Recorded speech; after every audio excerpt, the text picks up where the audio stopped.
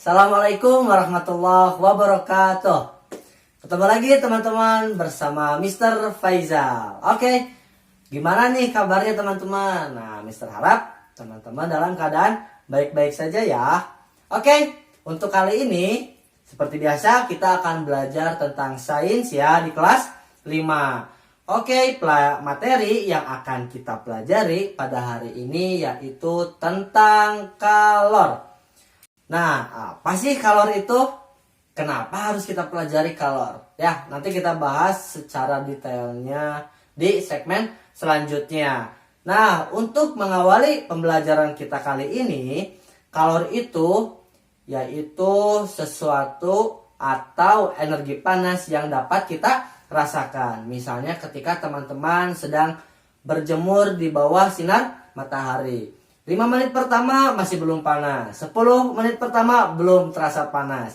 15 menit kemudian, nah pasti teman-teman sudah merasakan sedikit panas ya. Kemudian pada saat menjemur pakaian, nah yang semulanya basah kemudian jadi kering. Nah itu juga merupakan salah satu proses kalor. Selain itu, teman-teman pada saat berkemah terus membangun api unggun atau mendirikan api unggun.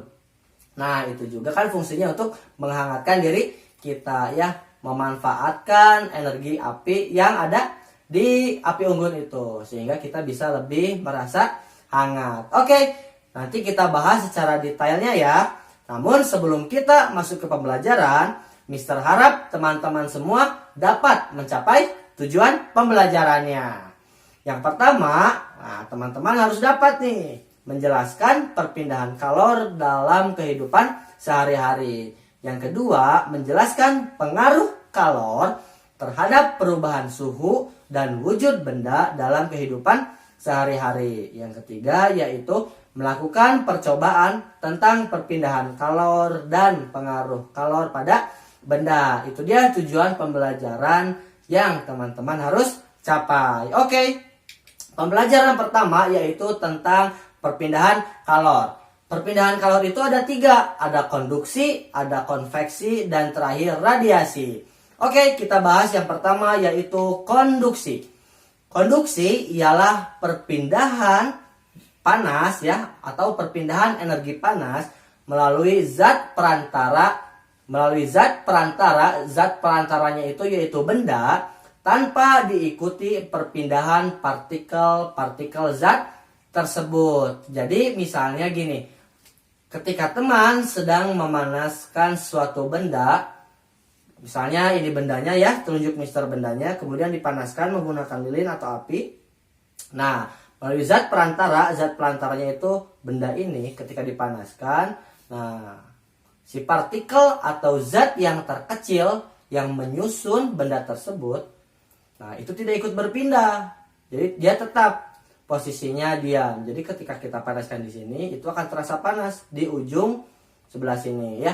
Ketika teman-teman panaskan di titik A, maka akan terasa panas di titik B tanpa berpindah partikelnya ya. Partikelnya itu ialah zat penyusun yang paling kecil di benda tersebut. Kemudian zat perantara. Nah, zat perantara pada konduksi ini ada 2, ada konduktor dan isolator. Konduktor itu ialah benda atau zat perantara yang mudah menghantarkan panas. Contohnya logam ya, seperti besi, tembaga dan baja. Sedangkan isolator ialah benda yang sukar menghantarkan panas atau sulit menghantarkan panas. Contohnya seperti kayu, plastik dan kain. Ketika teman-teman membakar kayu di titik A, misalnya nih kayu membakar di titik A. Nah, tentu kita tidak akan merasa panas ya ketika memegang di titik B. Nah, itu dia isolator. Sukar atau sulit untuk menghantarkan panas. Beda kalau teman-teman sedang membakar besi misalnya atau sendok. Ketika teman-teman membakar di titik A, ketika memegang ujung di titik B, nah pasti akan terasa panas ya. Nah, itu perbedaan antara konduktor dan isolator. Itu tentang perpindahan panas secara konduksi. Nah teman-teman, Mister punya gambar contoh perpindahan dari konduksi ya. Kita anggap bahwa titik A ini ialah titik yang di atas api atau yang sedang dibakar. Ketika teman-teman memegang di titik B, ya seperti gambar tangan itu, nah pasti akan terasa panas. Dan arah panasnya itu seperti arah panah yang terdapat di gambar ya. Dari titik A berpindah ke titik B tanpa berpindah partikelnya. Ingat ya, tanpa berpindah partikelnya. Oke, yang kedua yaitu tentang konveksi. Konveksi ialah perpindahan melalui zat perantara atau benda dan diikuti perpindahan partikel-partikel zat tersebut. Kalau tadi ya di konduksi itu tanpa perpindahan, tapi kalau di konveksi itu dengan perpindahan. Misalnya yaitu air yang sedang direbus di dalam panci. Nah, teman-teman, misalnya pada saat merebus air di dalam panci ya, kita anggap bahwa panci ini dia memiliki dua pembatas ya, terdapat pembatas. Kita bagi dua, yaitu ada air yang di bagian bawah panci dan ada air yang di atas panci ya, tapi tetap di dalam panci. Jadi ketika air yang di bawah sudah panas dan sudah sama suhunya, dia akan pindah ke atas dengan sendirinya. Kemudian air yang di atas tadi akan pindah ke bawah untuk dididihkan. Nah, ketika suhunya sudah sama dengan api tersebut, otomatis kedua dari air yang di bawah dan air yang di atas itu akan mendidih ya, dan menghasilkan juga uap air. Nah, teman-teman bisa lihat juga ini ada arah panah ya. Arus konveksi. Nah, seperti panah yang berwarna biru ini. Ketika yang dari atas pindah ke bawah, itu artinya air yang di bawah sudah mendidih, kemudian pindah secara otomatis ke atas ya. Teman-teman bisa baca, air dingin dengan massa jenis lebih besar akan turun ke bawah ya, untuk untuk panah yang berwarna biru. Ketika air sudah panas, nah dengan sendirinya dia akan menuju ke atas. Itu karena massa jenis atau kerapatan jenis air tersebut lebih kecil, sehingga dia otomatis pindah ke atas. Oke, itu dia tentang perpindahan secara konveksi. Selanjutnya yaitu radiasi. Radiasi ialah perpindahan panas tanpa melalui zat perantara ya. Tadi kalau konduksi melalui zat perantara, misalnya contohnya logam, tadi kayu. Kemudian kalau konveksi dia melalui zat cair. Nah, kalau radiasi ini dia tanpa menggunakan perantara. Misalnya yaitu pada radiasi api unggun dan pancaran sinar matahari. Jadi panasnya dapat terasa meskipun kita berjauhan dengan sumber apinya atau kita berjauhan dengan api unggunnya ya. Ketika teman-teman berjarak 1 meter misalnya dari api unggun, teman-teman bisa merasakan panasnya ya. Nah, itu merupakan proses perpindahan dari radiasi. Kita tidak membutuhkan zat perantara. Oke. Nah, seperti yang teman-teman lihat ya, di sini ada contoh gambar dari proses radiasi. Ketika teman-teman sedang menghangatkan tangan di api unggun. Nah, di situ ada tanda panah, yaitu arah radiasi dari sumber api atau sumber kalornya ya, atau dari panas kalornya yang dapat terasa panasnya oleh tangan kita. Jadi dia tidak memerlukan zat perantara. Beda ya dengan konveksi dan konduksi yang memerlukan zat perantara, sedangkan di radiasi itu tidak memerlukan zat perantara. Oke, itu dia tentang radiasi. Selanjutnya yang kita bahas yaitu tentang perubahan wujud. Nah, di perubahan wujud ini itu ada 6 poin.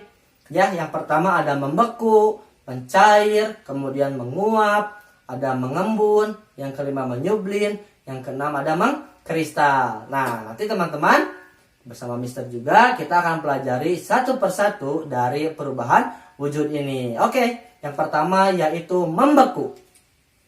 Membeku ini ialah proses perubahan wujud benda cair menjadi padat. Contohnya air menjadi es ketika di dalam freezer ya, dan larutan agar-agar yang mengeras. Jadi kalau membeku ini itu prosesnya dari zat cair menjadi padat dengan cara misalnya dibekukan di dalam freezer lemari es ya kan teman-teman. Mungkin sering nih bikin es batu, kemudian bikin agar-agar. Nah, itu tuh salah satu proses dari membeku. Ya, di sini ada es batu juga contohnya. Kemudian ada puding atau agar-agar. Ingat bahwa membeku itu perubahan wujudnya dari cair ke padat. Oke, selanjutnya yang kedua yaitu mencair. Mencair ialah perubahan wujud benda tentunya ya dari padat ke cair. Kalau tadi membeku dari cair ke padat. Nah, sekarang mencair dari padat ke cair. Contohnya yaitu ketika es krim yang meleleh. Siapa di sini suka es krim? Nah, kalau misalnya es krimnya kelamaan tidak dimakan sama teman-teman, otomatis itu akan mencair ya, apalagi di bawah teriknya sinar matahari. Tentu es krim teman-teman akan meleleh atau mencair. Nah, itu tuh salah satu proses perubahan wujud yang semula padat dari es krim, kemudian lelehan-lelehan itu menjadi zat cair ya, itu namanya proses mencair. Kemudian ada contoh lain yaitu margarin yang dimasak semula padat, kemudian teman-teman misalnya mau masak roti bakar, teman-teman ambil margarin atau mentega dibakar di atas wajan. Nah, ketika dipanaskan, otomatis margarin tersebut akan mencair ya atau meleleh. Oke, itu dia tentang mencair. Yang ketiga ada menguap. Ialah perubahan wujud dari zat cair menjadi gas ya. Semula dari zat cair menjadi gas. Contohnya yaitu air yang dipanaskan akan menguap. Seperti proses tadi misalnya di konveksi. Ketika air sudah mendidih, otomatis air tersebut akan menguap atau menghasilkan gas ya. Kalian teman-teman bisa lihat nih di contoh gambarnya. Di sini ada teko yang sedang dipanaskan, kemudian keluar nih asap atau uap air itu. Nah, dari mulut teko tersebut ya. Ingat bahwa menguap ini ialah proses perubahan wujud dari zat cair menjadi gas. Salah satunya yaitu uap air. Nah, selain itu juga ada bensin dan alkohol ya. Dia akan menguap jika teman-teman membiarkan bensin dan alkohol tersebut di wadah yang terbuka. Jadi teman-teman jangan heran ketika misalnya menyicikan bensin ke dalam gelas. Nah, lama-kelamaan si bensin tersebut akan habis di dalam gelas. Karena bensin tersebut menguap. Bukan diminum, bukan tumpah, tapi tiba-tiba habis. Nah, itu tuh karena proses menguap ya. Oke, selanjutnya yaitu proses mengembun. Mengembun ialah proses perubahan benda dari gas menjadi cair ya. Kalau tadi kan cair menjadi gas, kalau sekarang gas jadi cair. Contohnya ialah embun dan titik-titik air pada dinding gelas yang berisi air dingin. Di sini Mister punya orange juice.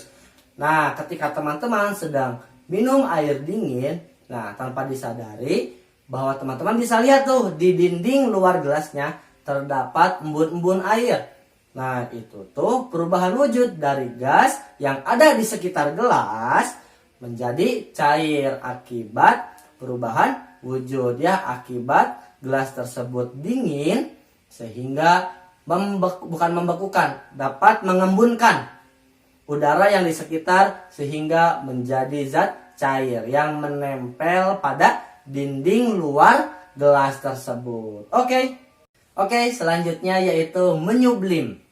Menyublim ialah perubahan wujud benda dari padat menjadi gas. Ingat ya, menyublim itu dari padat menjadi gas. Nah, contohnya yaitu seperti kamper atau kapur barus ya.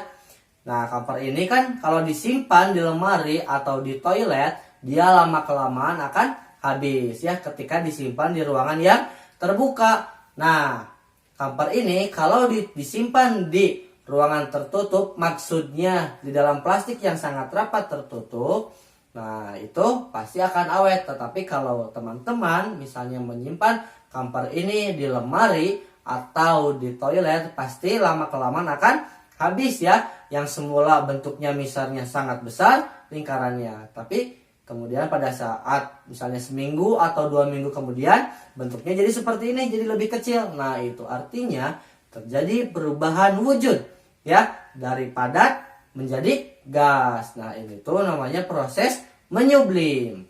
Oke, selanjutnya yaitu mengkristal.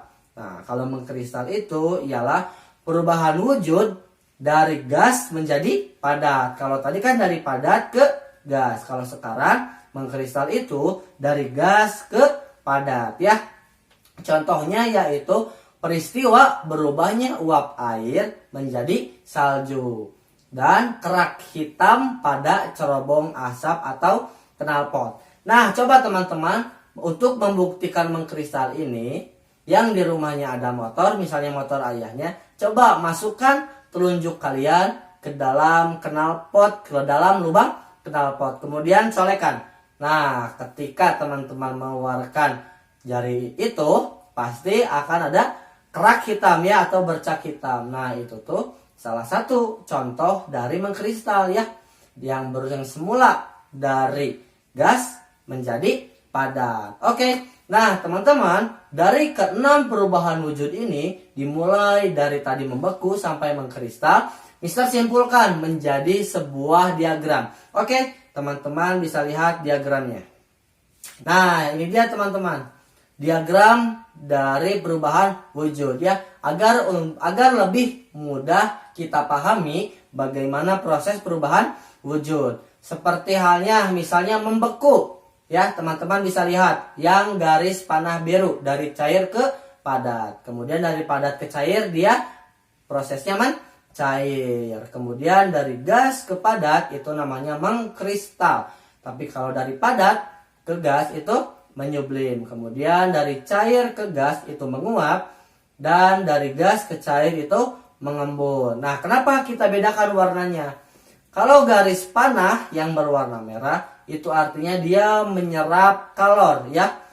Seperti proses mencair misalnya. Ketika es batu atau es krim tadi berubah jadi cair ya, meleleh. Nah, si es krim tersebut dia menyerap kalor atau menyerap panas ya, sehingga yang semula bentuk es krim padat atau bentuk es batu padat, kemudian ketika menyerap kalor, nah dia akan berubah jadi cair ya, dengan proses mencair. Sedangkan yang garis berwarna biru itu dia melepaskan kalor ya, atau melepaskan energi panasnya, sehingga dari cair dia dapat membeku ya, dan proses lainnya. Ingat ya teman-teman, bisa membedakan ya antara menyerap kalor dan melepas kalor. Oke, itu dia tentang perubahan wujud. Oke, selanjutnya kita bahas tentang konduktor panas. Kenapa kita harus bahas? Nah, nanti kita lihat lebih detailnya ya. Konduktor panas ini ialah penghantar panas dengan baik. Masih ingat ya teman-teman ya? Nah, saat konduktor dipanaskan, maka partikel atau atom ya yang menyusun benda akan bergerak lebih cepat. Jadi ketika konduktor dipanaskan, partikel atau atom yang ada di benda tersebut akan bergerak lebih cepat ya. Bergerak di tempat berarti kalau konduktor ya. Tidak berpindah seperti air, tapi bergerak di tempatnya.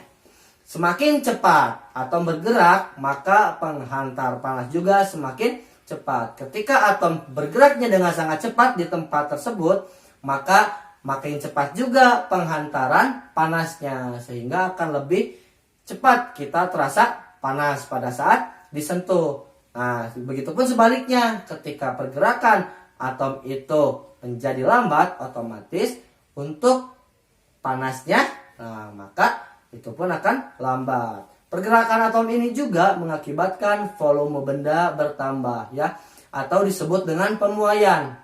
Jadi ketika benda dipanaskan, selain atom tersebut bergerak dengan sangat cepat, ternyata si benda tersebut akan mengalami pemuaian atau bertambah panjang atau bertambah volume ya. Nanti itu dibahas di pelajaran selanjutnya, tidak untuk pembelajaran kali ini ya. Itu tentang konduktor panas. Selanjutnya yaitu isolator panas.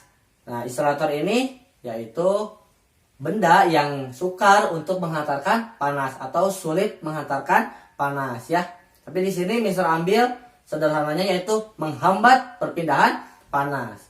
Benda-benda isolator lambat sekali dalam menghantarkan panas. Isolator dimanfaatkan pada alat-alat rumah tangga, misalnya pegangan wajan atau panci yang terbuat dari kayu ya. Jadi pegangan wajan atau pegangan panci itu sengaja dibuat dari kayu agar ketika panci atau wajan dipanaskan, nah pada saat kita memegang gagangnya tidak akan terasa panas ya. Coba teman-teman bayangkan kalau panci dan gagang pancinya itu terbuat dari logam aluminium.